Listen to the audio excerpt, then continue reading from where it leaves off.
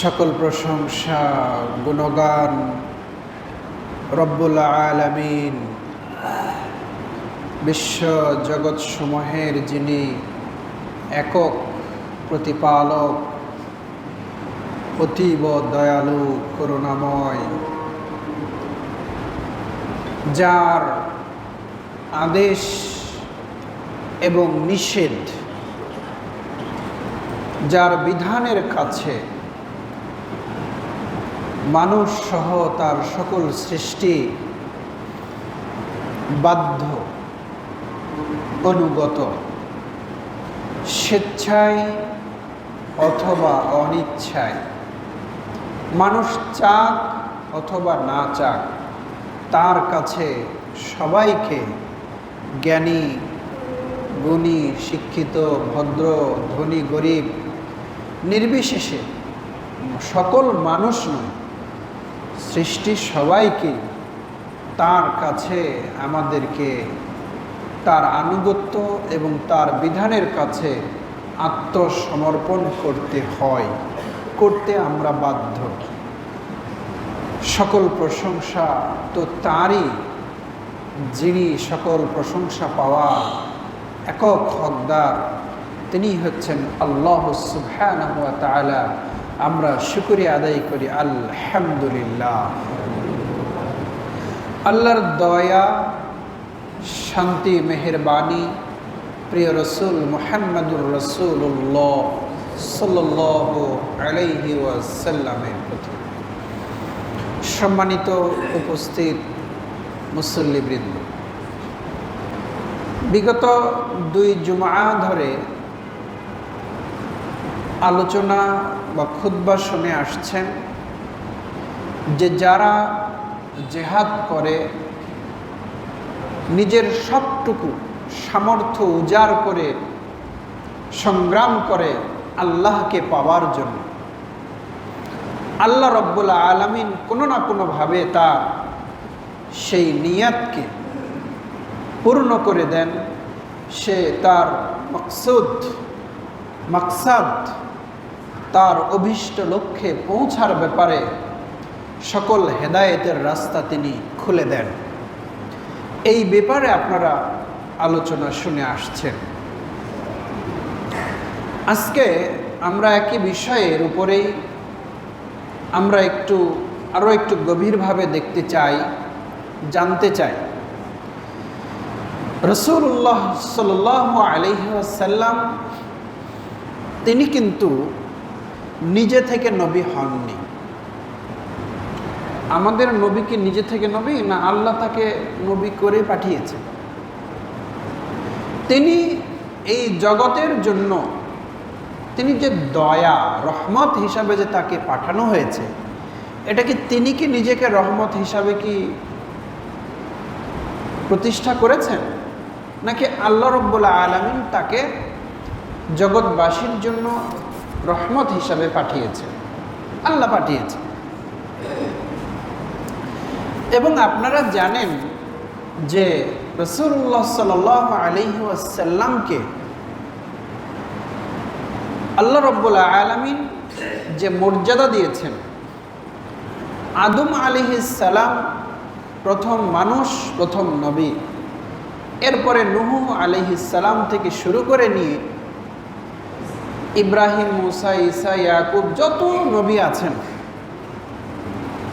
আপনারা তো এটা জানেন যে কিয়ামতের দিন আল্লাহর কাছে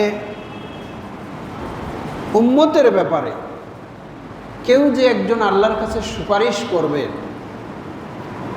বড় বড় নবীরাও সেখানে তাদের অপারগতা প্রকাশ করবেন যে আমি পারছি না, তোমরা অমুকের কাছে যাও, অমুকের কাছে যাও। শেষে রাসূলুল্লাহ, আমাদের যিনি নবী, আমরা যে নবীর উম্মত, তিনি সিজদায় করে যাবেন। এরপর আল্লাহ রাব্বুল আলামিন তাকে বলবেন, ইরফা রাসাকা সাল তুতা, মাথা উঠাও, তুমি চাও তোমাকে দেব। তো তিনি সুপারিশ করবেন। আপনারা জানেন যে জান্নাতের যে দরজা, গেট, এটা আমাদের প্রিয় রসুল মুহাম্মদুর রাসূলুল্লাহ সাল্লাল্লাহু আলাইহি ওয়াসাল্লাম যে জান্নাতের দরজার যে দায়িত্বে থাকবেন যে ফেরেশতা, যে মালায়েকা, তাকে বলবেন যে জান্নাতের দরজা খুলে দাও। জান্নাতের দরজা খুলবেন, এটাও কিন্তু আমাদের নবী মুহাম্মদুর রাসূলুল্লাহ সাল্লাল্লাহু আলাইহি ওয়াসাল্লাম। তার কত মর্যাদা, তার কত বর্ণনা, তার কত মাহাত্ম্য। আমরা সত্যি সৌভাগ্যবান। অন্য যে কোনো নবীর উম্মত সকলেই সৌভাগ্যবান, যারা দ্বীনের পথে এসেছে, ঈমান এনেছে, আমলে সলেহ করেছে, তারা তো সৌভাগ্যবান অবশ্যই। তারপরেও আখেরি নবী মুহাম্মদুর রাসূলুল্লাহ সাল্লাল্লাহু আলাইহি ওয়াসাল্লামের আমরা উম্মত হিসাবে আল্লাহ আমাদেরকে আখেরি জামানায় পাঠিয়েছে, আলহামদুলিল্লাহ। তো আম্মা জান আয়েশা রাদিয়াল্লাহু তাআলা আনহা বলেন যে কানান ইয়াকুমুন নবী সাল্লাল্লাহু আলাইহি ওয়াসাল্লাম ফি লাইলাতি হাত্তা তাতাফাত্তারা কদামাহু কুলতু লিমাযা تفعل هكذا يا رسول الله صلى الله عليه وسلم قال أفلا أحب أن أكون عبدا شكورا আয়েশা রাদিয়াল্লাহু তাআলা আনহা বলেন যে রাসূলুল্লাহ সাল্লাল্লাহু আলাইহি ওয়াসাল্লাম রাতের বেলা দাঁড়িয়ে তিনি সালাত আদায় করতেন। দীর্ঘক্ষণ দাঁড়িয়ে তিনি সালাত আদায় করতেন। এক সাহাবী তো এটাও বলেছেন যে আমি একদিন মনে করেছি যে আমি রসুলের সাথে একটু রাতের নামাজ একদিন আদায় করব। তা রাসূলুল্লাহ সাল্লাল্লাহু আলাইহি ওয়াসাল্লাম সূরা বাকারা শুরু করলেন। ওই সাহাবী মুক্তাদি হিসাবে তার সাথে শামিল হয়েছে। আপনারা এগুলো হাদিস জানেন আশা করি।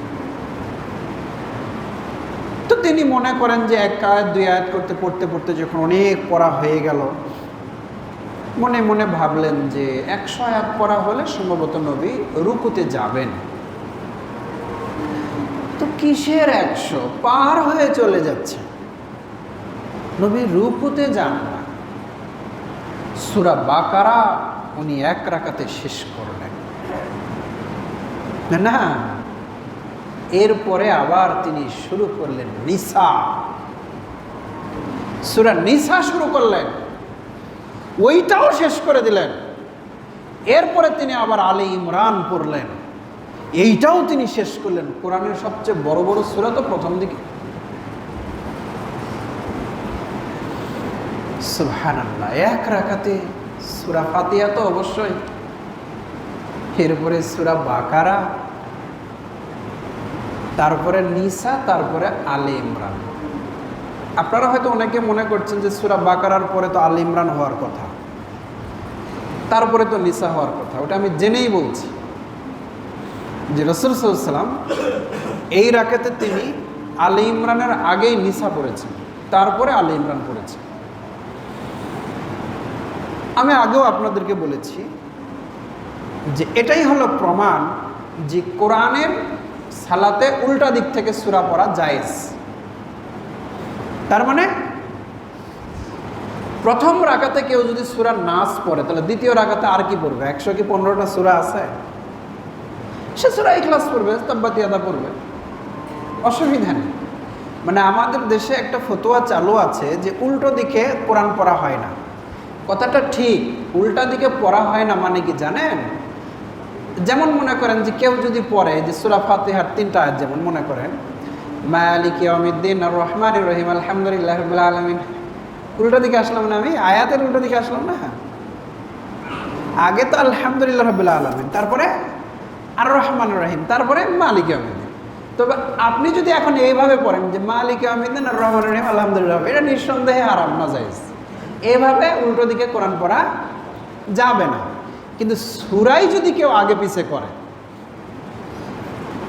যদি কেউ সূরায় আগে পিছে করে তো এটা জায়েজ আছে।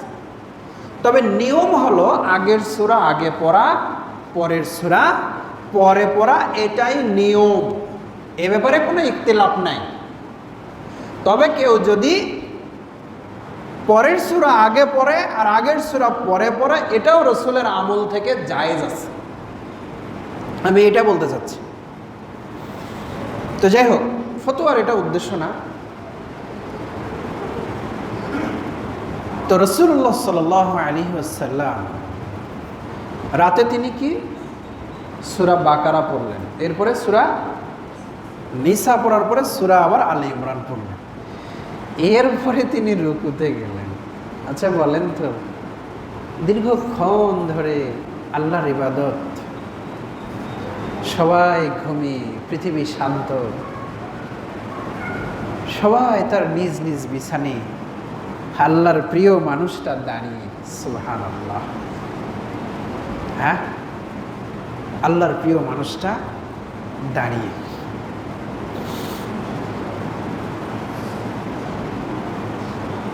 একদিন আয়েশা রাদিয়াল্লাহু তাআলা আনহা একদিন দুদিন দেখতে দেখতে একদিন রাসূলকে বলেই ফেললেন, ইয়া রাসূলুল্লাহি লিমাযা তাসনাউ হাকাযা ওয়াকাদ গফারাল্লাহু যামবাক ওয়াকাদ গফারাল্লাহু লাকা মা তাকদ্দামা মিন যামবিকা ওয়া মা তাআখারা। তো এভাবে রাসূলের পাগুলো ফুলে যায়, ফেটে যায়, কষ্ট, দাঁড়িয়ে সালাত কষ্ট। তো আয়েশা রাদিয়াল্লাহু তাআলা আনহা একদিন নবীকে বলেই দিলেন, ইয়া রাসূলুল্লাহ লিমা তাসনাউ হাকাযা, আপনি এরকমটা কেন করেন? আপনি এমনটা কেন করেন? কষ্ট হয়, স্বামীর কষ্ট, নবী দরদ আছে তো, আপনি এমনটা কেন করেন? قد غفر الله لك ما تقدم من ذنبك وما تأخر। অথচ আপনার জীবনের আগেরও যে জীবন আপনি অতিবাহিত করেছেন, এই জীবনের যদি কোনো ত্রুটি বিচ্যুতি গুনাহ থাকে তো এটাও মাফ, আর আগামী যতদিন বেঁচে থাকবেন এখানেও যদি কোনো ত্রুটি বিচ্যুতি হতে পারে হয়, তো আপনার তো সবই গুনাহ মাফ, আগের গুনাহ পরের গুনাহ, আপনার সব গুনাহ মাফ। তো আপনি এমনটা কেন করেন?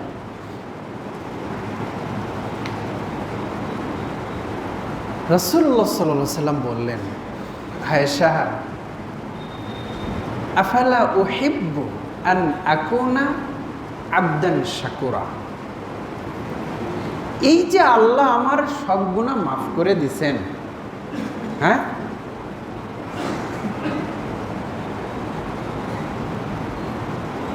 এর তো একটা তো কৃতজ্ঞতা তো আছে। তা আমি কৃতজ্ঞতা জানাবো কার? যিনি আমার সব গুনাহ মাফ করেছেন, আমি তার কৃতজ্ঞতা জানাবো না? তো আফালা উহিব্বু, আমি কি এইটাকে কি চয়েস করব না? আমি কি এইটা পছন্দ করব না? বলো, যে আমি আল্লাহর যেন একজন শুকরগুজারি কৃতজ্ঞ বান্দা, আমি কৃতজ্ঞতা প্রকাশ করব, এরকম কৃতজ্ঞতা বান্দা আমি যেন হতে পারি, এইটাকে আমি কি পছন্দ করি না নিজের জন্য? এটা কি আমার ভালোবাসা উচিত নয়? তাহলে আপনারা জানলেন যে রব্বুল আলামিন যাকে এত মর্যাদা দিয়েছেন, এত গুরুত্ব দিয়েছেন, সেই রাসূলুল্লাহ সাল্লাল্লাহু আলাইহি ওয়াসাল্লাম রাত জেগে জেগে তিনি এভাবে নফল সালাত আদায় করেন। এটাই হলো কি, ওয়াল্লাযীনা জাহাদু ফীনা লানাহদিয়ান্নাহুম সুবুলানা। আর আপনারা তো জানেন, গত জুমায় যে হাদিসটা বলেছিলাম, আপনি যদি আল্লাহর নৈকট্য লাভ করতে চান, তাহলে আপনাকে ফরজ ইবাদতগুলো ঠিকঠাক মতো আদায় করতে হবে। আর আপনি যদি আল্লাহর ভালোবাসা লাভ করতে চান, কথাটা বোঝা গেছে? আরে নেতার কাছে তো অনেকেই থাকে, কিন্তু প্রিয় হওয়া আলাদা জিনিস, বিশ্বাসের জায়গাটা আলাদা জিনিস। বাবার 5টা সন্তান থাকলে 5টা সন্তানই বাবার কাছে কাছাকাছি থাকে, তবে আপন হওয়াটা একটা আলাদা না? একটু হৃদয় দিয়ে যাকে একটু অনুভব করে, ওটা আলাদা না? এটা উদাহরণ দিলাম। তো যদি আল্লাহর নৈকট্য হাসিল করতে চায়, তাহলে নবী বলেছেন, তাহলে যে মিম্মা ইফতারস্ত আলাইহি, আল্লাহ বলেন আমি যা ফরজ করেছি সেটা আদায় করে। আর আল্লাহর ভালোবাসা যে আদায় করতে চায়, ওমা ইয়াজালু আবদি ইয়াতাকাররাবু ইলাইয়া বিন নওয়াফিল, নফল ইবাদত দ্বারা বান্দা আল্লাহর ভালোবাসা লাভ করে। সুবহানাল্লাহ। তাহলে নফল ইবাদত করা মানে কি? আল্লাহর ভালোবাসা লাভ করে। তো আপনি আমি তো অবশ্যই চাই আল্লাহর নৈকট্য অর্জনকারী যেমন বান্দা হতে চাই, আবার আল্লাহ ভালোবাসবেন এমন বান্দাও তো হতে চাই না? তো কি করতে হবে?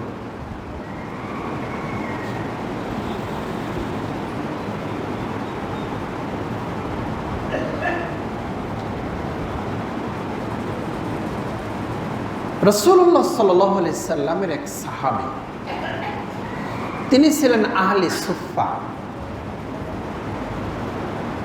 তো তিনি রাসূলের সাথে তিনি বলেন যে কুনতু আবিতু মান নবী সাল্লাল্লাহু আলাইহি সাল্লাম, রাতের বেলা কখনো মানে আমি রাসূলের সাথে রাত কাটাইতাম, এমন দিন আছে।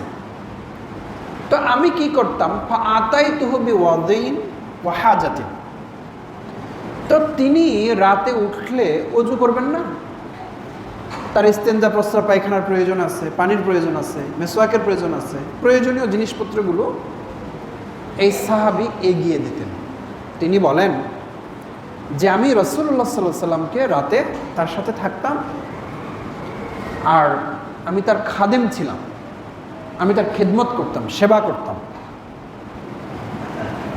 ধন্য সেই সাহাবী যে রাসূলের সেবা করার সে সুযোগ পেয়েছে। তো আপনি আমি তো সেই সেবা করার আর সুযোগ পেলাম না। তো ওই সাহাবীর আর কিছু আমল যদি আপনি আমি করতে পারতাম, কতই না ভালো হতো। তো একদিন রাতে আমি নবীজি সাল্লাল্লাহু আলাইহি ওয়াসাল্লামকে পানি দিলাম, এটা দিলাম, ওটা দিলাম, তার যেগুলো লাগে মানুষ হিসাবে আগেই দিলাম। এভাবে আমি দিনের পর দিন করি। একদিন তিনি আমাকে বললেন, সালনি, তুমি আমার কাছে কিছু চাও তো, আমি তোমাকে দেব। নবীজির কাছে যখন এই কথাটা হচ্ছে, রাসূলুল্লাহ সাল্লাল্লাহু আলাইহি সাল্লাম কিন্তু তিনি ইসলামে বিশ্বের নবীর পাশাপাশি তিনি কিন্তু বাদশাহ।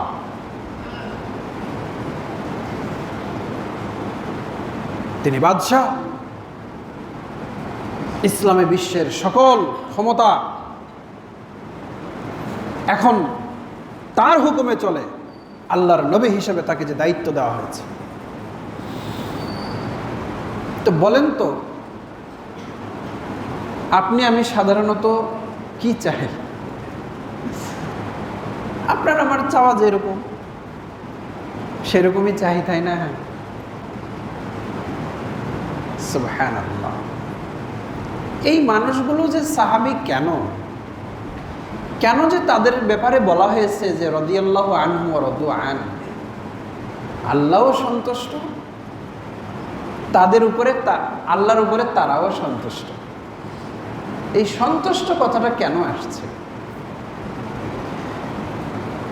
গভীর রাতে নবী প্রস্তাব দিচ্ছেন, তুমি আমার কাছে কিছু চাও, এত বড় একটা সুযোগ।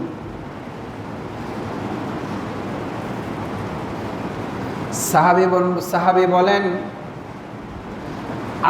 ইন্নী আসআলুকা মুরাফাকাতাকা বিল জান্নাতি ইয়া রাসূলুল্লাহ। আপনি আমাকে চাইতে বললেন, আমি চাই জান্নাতে যেন আমি আপনার সাথে থাকতে পারি।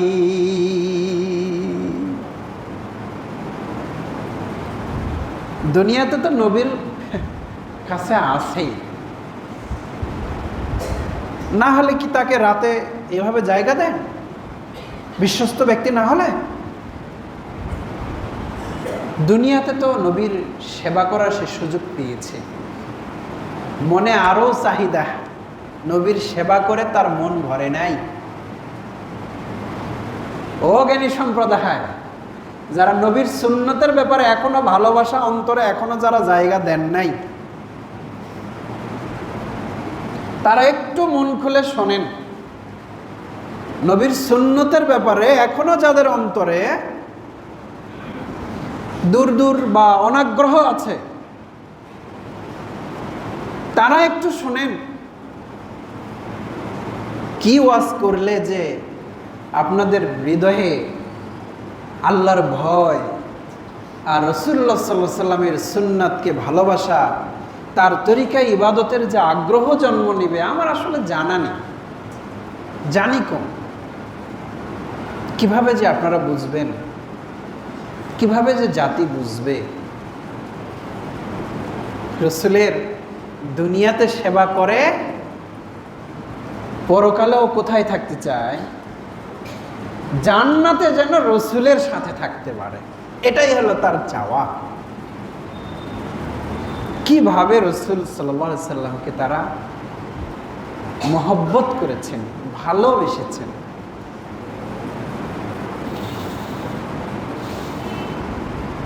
নবী বললেন, ফাইন্নি আলা নাফসিকা বিকাসরাতিস সুজুদ। তাহলে তোমার এই, নবী আগে বললেন ও গায়রা জালিকা, এটা হলো, এটা ছাড়া আর কিছু থাকে না। আসলে তুই এটা চালি, এটা তো দিলাম, আর কিছু নিবি নাকি? তাহলে আমাকে একটা ফ্রিজ কিনে দাও, হ্যাঁ, তাহলে একটা টিভি কিনে দাও। যে বাবা মেয়েকে বলে না যে মা কিছু নিবি নাকি, শ্বশুর বাড়ি যাচ্ছিস, ও আব্বা এটা এনে দিলে ভালো হয়, আর কিছু নিব, ওটা এনে দিলে ভালো হয়। শোন, আর কিছু লাগলে তাও পাও, কিন্তু এখনই খাও, পরে কিন্তু পাবো না। ওই বাসে থাকতে যা বলার বলেলে, ওই মরে গেলে তো কে দিবে? হ্যাঁ, এটা মহব্বত। রাসূল বললেন, আমার সাহাবী, তুমি যা চেয়েছ বলো, এটা ছাড়া তুমি আরো কিছু চাও? সাহাবী উত্তরে আবার ঘুরে ওটাই বললেন, হুয়া যাকা ইয়া রাসূলুল্লাহ, আমি আর কিছু চাই না। আপনার কাছে আমার চাওয়া, আমি যেন জান্নাতে আপনার সাথে থাকতে পারি, এটাই আমার চাওয়া।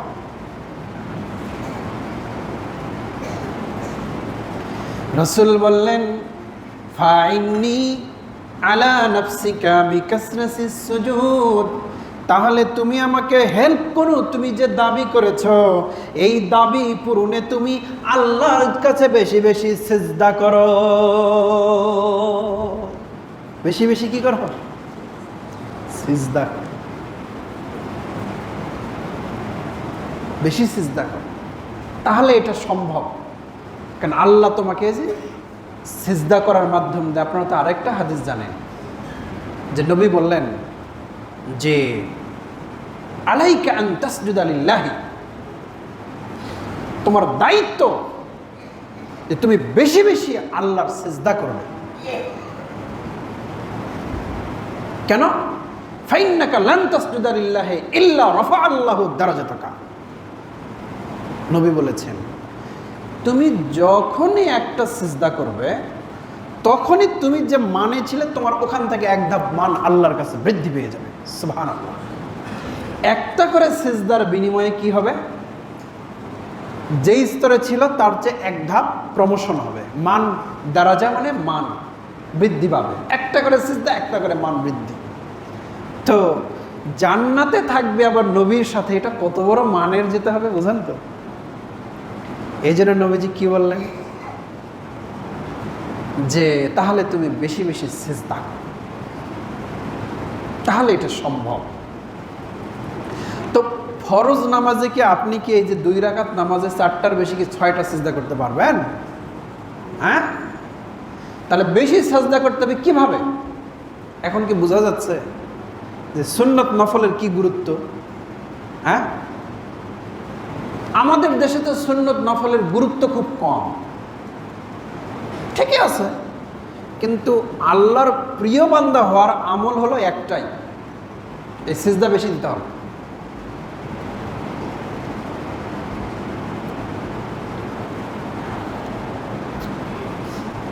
আমাদেরকে মানুষ জিজ্ঞেস করে, হুজুর থো আল্লাহ তো সুন্নত নফলের ব্যাপারে ধরবে না, ফরজের জন্য আল্লাহ ধরবে, এই জন্য সুন্নত নফলের গুরুত্ব কম।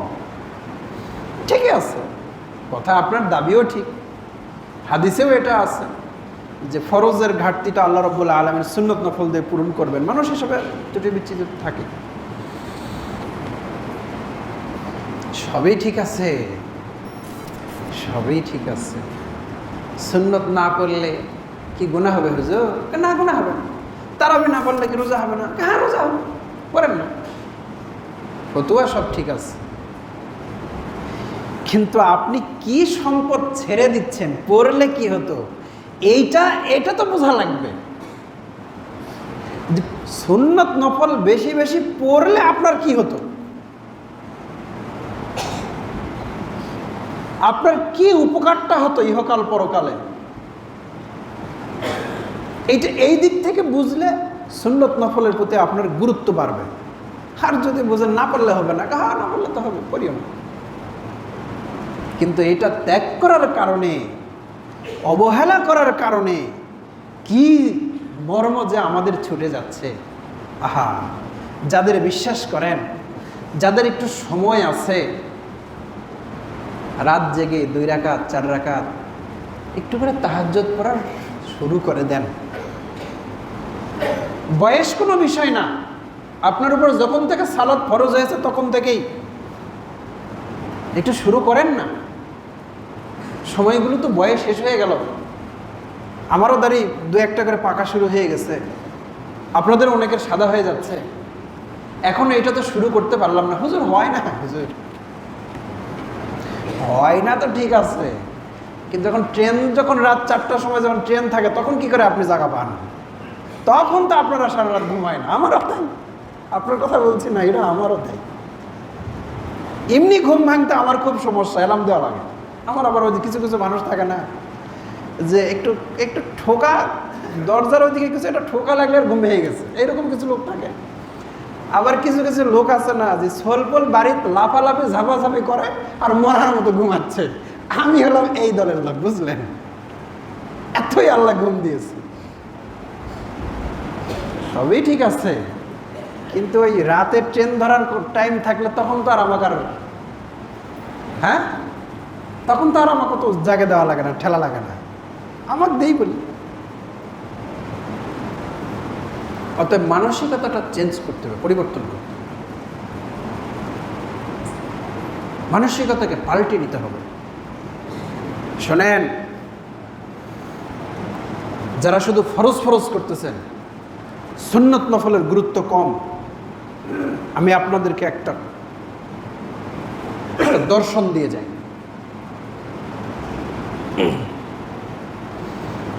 প্রত্যেকটা দেশের একটা করে সীমানা থাকে, সীমানা থাকে না, সীমান্ত এলাকা। ওর কিন্তু পাহারাও থাকে।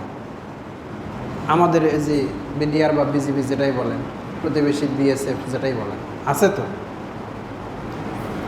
সালাহউদ্দিন আইয়ুবী একজন মুসলমানদের মহান বীর, খ্রিস্টানদের হাত থেকে যিনি বাইতুল মুকাদ্দাস, ওমর ফারুক রাদিয়াল্লাহু আনহু বাইতুল মুকাদ্দাস যখন বিজয় করেন, তার কয়েকশো বছর পরে এটা আবার মুসলমানদের থেকে হাতছাড়া হয়ে যায়, যখন ক্রুসেড শুরু করে খ্রিস্টানরা। এরপরে আবার প্রায় 90 বছর পরে খ্রিস্টানদের হাতে থাকার, ইহুদিদের হাতে থাকার 90 বছর পরে আবার সালাহউদ্দিন আইয়ুবী এটা আবার মুসলমানদের হাতে নিয়ে আসেন, ফিরাই নিয়ে আসেন। এখন আবার এটা ব্যাহাত হয়ে গেছে, ইনশাল্লাহ আবারও মুসলমানদের হাতে এটা আসবে ইনশাল্লাহ। তো সালাহউদ্দিন আইয়ুবী ছিলেন একজন যেমন শাসক, তেমন যোদ্ধা, তেমন পরহেজগার ব্যক্তি। তার এটা উক্তি, জেনে রেখো আমার যতটুকুন সীমানা ইসলামী বিশ্বের, মানে সীমান্ত কেন পাহারা দিতে হবে। এবং নবী বলেছেন যারা সীমান্ত পাহারা দিবে, লোকজন ঘুমিয়ে থাকে আর এরা সীমান্ত পাহারা দেয়, এদের ব্যাপারে বলেছেন যে চোখ আল্লাহর পথে জাগ্রত থাকে, মুসলমানদের নিরাপত্তার জন্য জাগ্রত থাকে, ওই চোখ কখনো জাহান্নামে যাবে না। এমন এত বড় কথা নবী সাল্লাল্লাহু আলাইহি ওয়াসাল্লাম বলেছেন। আরো অনেক হাদিস আছে। সম্মানিত সুধী,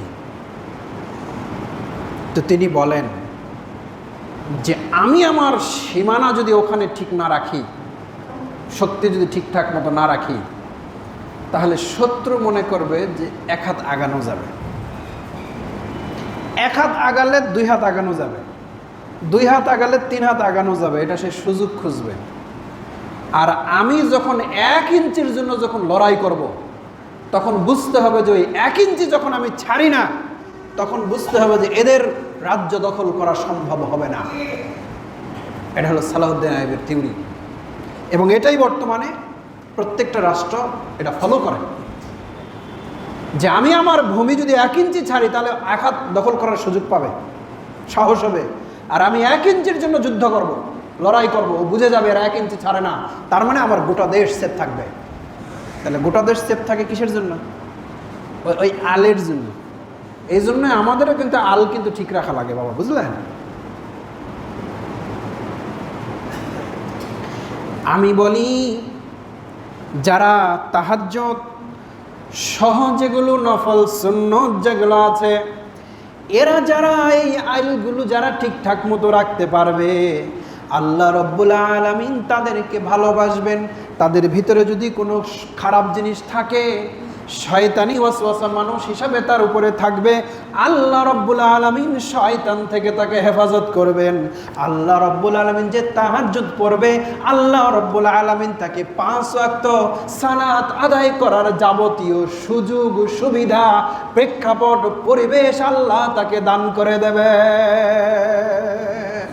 কারণ আল্লাহই তো দেবেন, কারণ ওটা ঠিক রেখেছে। এখন আমার কথার সাথে মেলেন, যারা তাহাজ্জুদ গুজারে এদের যেভাবে সালাত ঠিক আছে, আর আমাদের মতো যারা তাহাজ্জুদ পড়ে না, ফরজ নামাজের কিন্তু মাঝে মাঝে কিন্তু সমস্যা হয়। এটা কিন্তু মানে মানা লাগবে, কিন্তু এটা বাস্তবতা। এই জন্য কি করতে হবে? আমার ফরজ যেন ঠিক থাকে, মানে আমার দেশ যেন ঠিক থাকে, এই জন্য আমার আইল ঠিক করতে হবে, সীমানা ঠিক করতে হবে। ওই জায়গায় কাজ করলে এটা ঠিক থাকবে ইনশাআল্লাহ। এবার অন্য একটা কথা বলি, তাহলে আল্লাহকে পাবার জন্য নবী এবং তার সাহাবীগণ কিভাবে জিহাদ ও সংগ্রাম এবং প্রচেষ্টা করেছেন, সেই জিহাদ ও সংগ্রাম প্রচেষ্টা আপনার আমার থাকা লাগবে। হ্যাঁ, এইবারে একটা অন্য কথা বলব।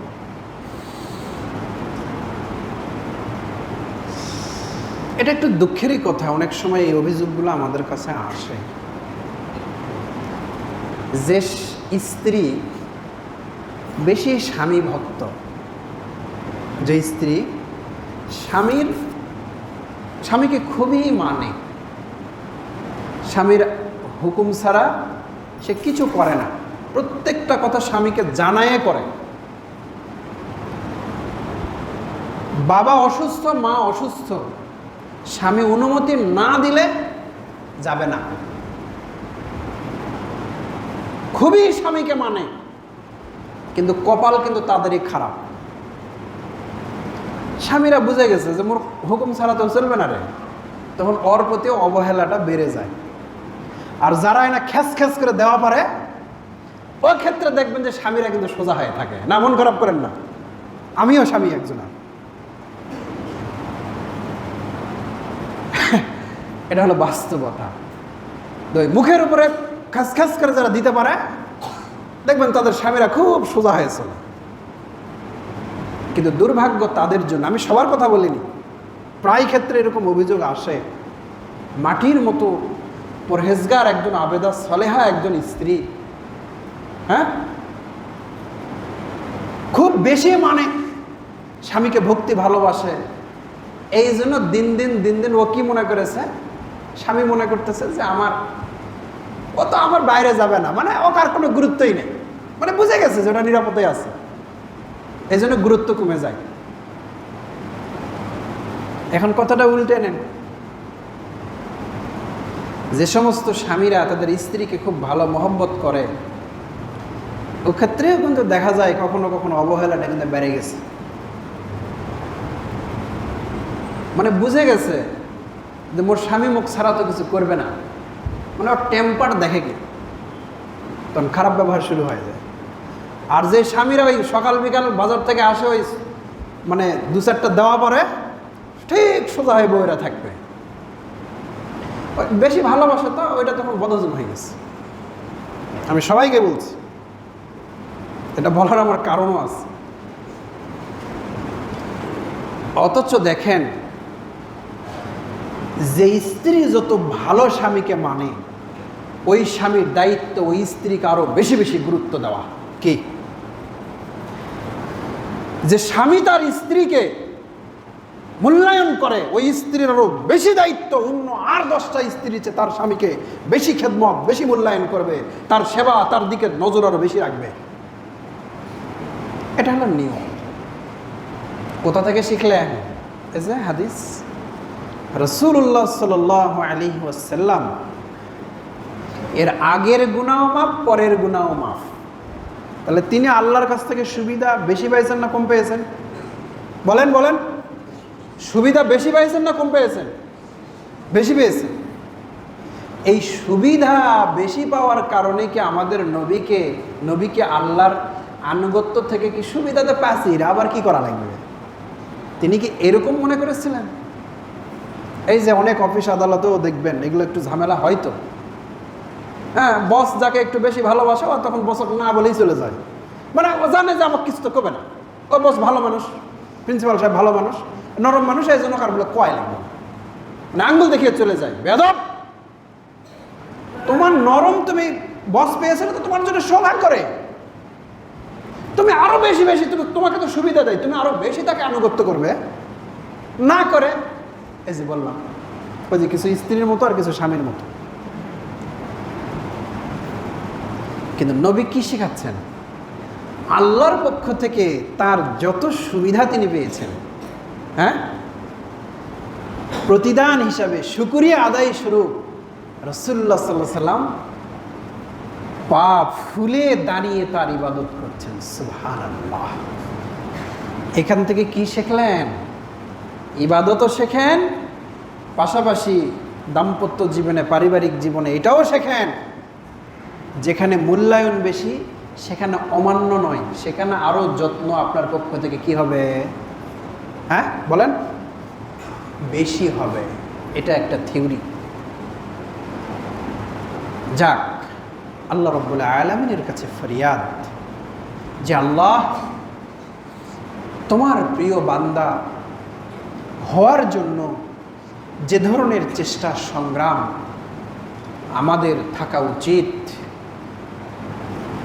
আমাদের ভিতরে যে ধরনের পরহেজগারিতা, সুন্নত নফল সহ যে ইবাদত বন্দী ফরজ ইবাদত থাকা উচিত, আমরা দুনিয়ার এই সংক্ষিপ্ত জীবনে আমরা যেন সেগুলো আদায় করতে পারি। দয়াময় তুমি আমাদেরকে তৌফিক দান করো, আল্লাহুম্মা।